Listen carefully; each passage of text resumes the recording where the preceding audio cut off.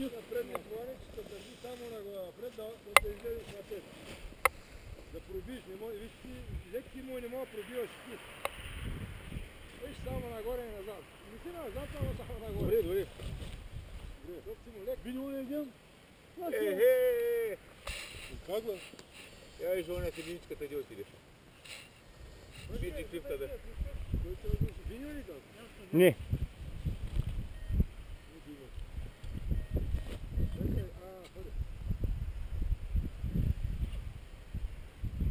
Тя слушаш щибиката замина нагоре.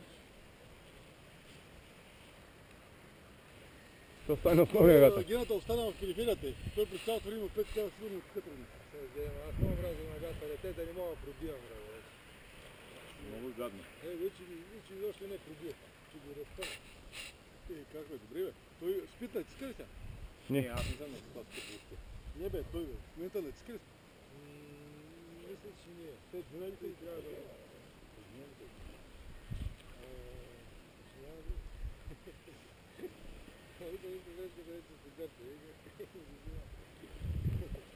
Айде, пенсиите.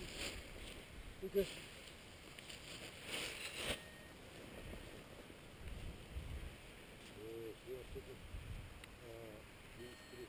Ей, половин час съм драл на тъщичка, дето и точно това, ветъра.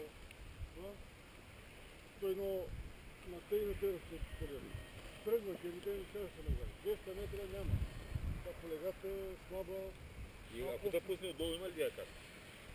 Вътре, той такъв на път, такова спясно е дай. Къдеш ката е там? Как се навря там? Какво да направим? Няма то. Ама обични се навирам там. Аз един път ходих, ама бях високо, ходих до ветъра, ще се върна. Успях да се върна, като видях, че няма да сме на Балкана. И до ветъра бях стигнал там, точно разклона нагоре за Чипка. Точно там и обратно, ама има голяма височина, има 1500-2000 метра има. Аз още. Ама викам, тя да затепели към Балкана, ако ме пусне към Соколския манастир, да как се връщам. Се върнах и